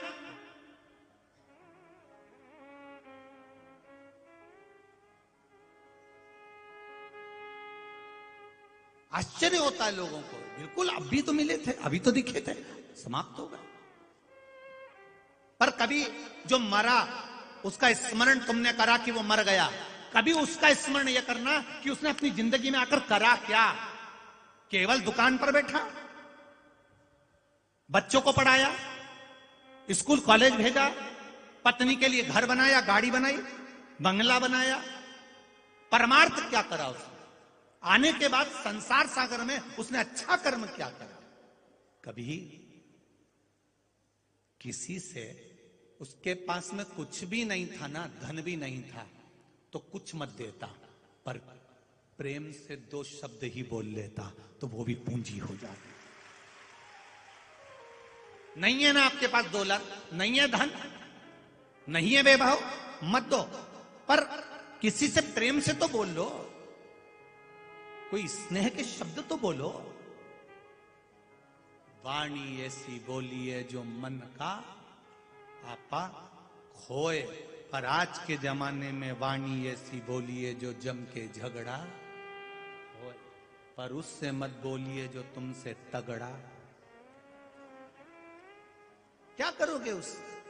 आपके पास में धन नहीं है देने के लिए, आपके पास में सत्ता नहीं है देने के लिए, आपके पास में भोजन नहीं है देने के लिए, आपके पास में पानी नहीं है देने के लिए, मीठी वाणी तो है, मीठी वाणी दीजिए।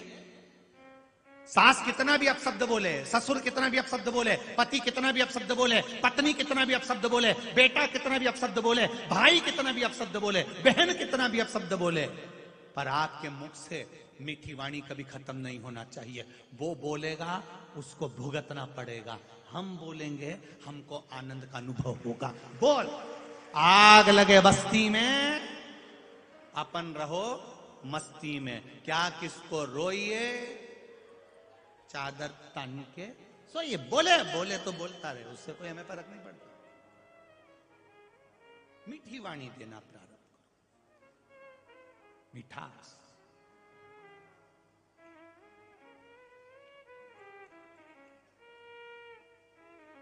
मरने के बाद तो लोग याद करेंगे ही, कितने दिन किसी के मरने के बाद। जितने बैठे हो तुम हो, चाहे ये सियोर वाला महाराज हो, चाहे दुनिया का कोई भी हो, हम तो अपनी भी कहेंगे तुम्हारी भी कहेंगे, मरने के बाद कौन किसको याद कर रहा है ये किसी को नहीं मालूम। आएंगे रिश्तेदार, आएंगे, रोएंगे, और फिर 10 दिन 12 दिन के बाद फिर आएंगे, फिर नुक्ती, सेव, बूंदी का रायता, चना की सब्जी, जलेबी और पूड़ी। तुम मर गए, तुम्हें कोई याद नहीं कर रहा, उससे कहीं तरी तरी दो, तरी तरी दो, थोड़ा नमक ला दो, मीठ नमक ला, थोड़ा थोड़ा नमक,